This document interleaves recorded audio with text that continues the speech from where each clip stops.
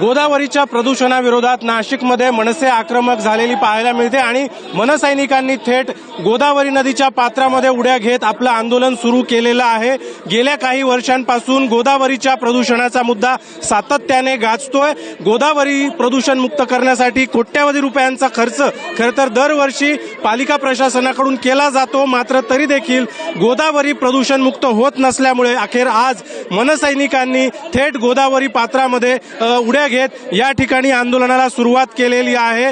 नद्यांना प्रदूषणापासून वाचवावे लागेल, झोपलेल्या भारताला पुन्हा जागे करावे लागेल, अशा पद्धतीच्या आशयाचे फलक घेतलेले हे बोर्ड घेऊन मनसैनिक रामकुंडावर गोदावरी नदी पात्रामध्ये उतरलेले आहेत। अगदी गोदावरी नदीमध्ये ज्या जलपर्णी वाहून आलेल्या आहेत त्या देखील काही मनसैनिकांनी हातात घेत या गोदावरीच्या प्रदूषणाचा निषेध नोंदवला आहे। एकूणच आपण जर बघितलं तर गोदावरी प्रदूषण मुक्त करण्यासाठी मनसेकडून मागच्या काही दिवसांपूर्वी महापालिकेला अल्टिमेटम देण्यात आलेलं होतं, मात्र तरी देखील गोदावरी नदी जी आहे ती प्रदूषण मुक्त होण्याऐवजी पुन्हा प्रदूषित झाल्याचं चित्र मागच्या 2 दिवसापासून पाहायला मिळत होतं। कारण गोदावरी नदीमध्ये गंगापूर धरणातून पाण्याचा विसर्ग करण्यात आल्यानंतर ज्या जलपर्णी आहे त्या जलपर्णी थेट वाहून रामकुंड आणि या सगळ्या गोदाघाटाच्या परिसरामध्ये आलेल्या होत्या आणि त्यामुळे गोदावरीचं पाणी जर आपण बघितलं तर या दृश्यांमध्ये देखील पाहायला मिळेल की गोदावरीचं पाणी जे आहे ते जलपर्णींमुळे अक्षरशः हिरवगार झालेलं पाहायला मिळेल आणि त्याचा संताप व्यक्त करण्यासाठी अखेर मनसैनिक जे आहे ते आज या ठिकाणी पाण्यामध्ये उतरल्याचं आपल्याला पाहायला मिळत आहे। आपल्यासोबत काही मनसैनिक आहेत, त्यांच्याशी देखील बोलण्याचा प्रयत्न करूया। थेट पाण्यात उतरून आपण आंदोलन करताय, काय भूमिका आपण जसं बघितलं सन्माननीय राज साहेबांनी पाडवा मेळाव्यात नद्यांच्या स्वच्छतेविषयी शासनाला जाब विचारला। आपण उज्जैनचा जो आत्ताच कुंभमेळा झाला तिथली परिस्थिती बघितली, तिथे ज्यावेळेस 60-66 लाख कोटी लोक येत आहे, परंतु नाशिकची परिस्थिती आपण बघितली ती नाशिकच्या परिस्थितीमध्ये 66 कोटी लोक किंवा हे एवढी गर्दी झेपवण्यासारखी नाही। 16 किलोमीटरचा घाट आहे तिथे आणि स्वच्छ पाणी तिथं वाहतं पाणी आहे। इथं तर सर्व आपण बघितलं तर महानगर वरच्या भागाकडनं ज्या पानवेली वाहून आलेल्या आहे त्या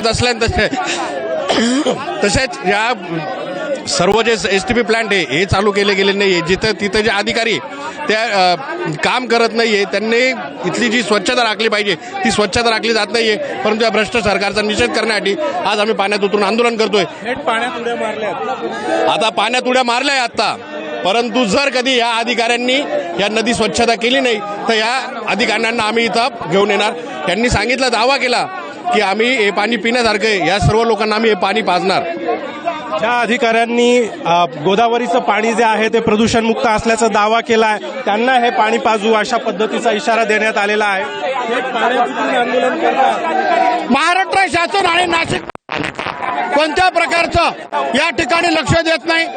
चारही नद्या प्रदूषण मुक्त करण्यापर्यंत आमचं आंदोलन चालू राहणार आहे। पाण्यात उतरून आंदोलन करतात, उड्या मारलेल्या आहेत, काय इशारा आहे? शासनाला इशारा आहे की आम्ही आज महाराष्ट्र नवनिर्माण सेनेच्या माध्यमातून उतरलो, उद्या जनता, साधू, संत, महंत सुद्धा याच्यामध्ये भाग घेतील, तुम्हाला जाब विचारतील।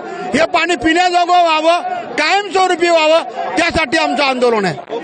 गोदावरी प्रदूषण मुक्त व्हावी आणि गोदावरीचं पाणी जे आहे ते कायमस्वरूपी पिण्यायोग्य व्हावं यासाठी हे सगळं आंदोलन सुरू आहे आणि जोपर्यंत गोदावरी प्रदूषण मुक्त होत नाही तोपर्यंत मनसेकडून अशाच पद्धतीने तीव्र आंदोलन करण्याचा इशारा देखील आंदोलकांनी यावेळी दिला। आणि त्यामुळे आता गोदावरी प्रदूषण मुक्तीसाठी प्रशासनाकडून नेमकी काय पावलं उचलली जात आहेत हे देखील पाहणं महत्त्वाचं असेल। कॅमेरामन तबरेज शेखसह अभिजित सोनवणे, साम टीव्ही, नाशिक। देश विदेशातील प्रत्येक घडामोडींचे लाईव्ह अपडेट मिळवण्यासाठी आता साम टीव्हीच्या सर्व सोशल मीडिया प्लॅटफॉर्मला लाईक, फॉलो आणि सबस्क्राईब करा।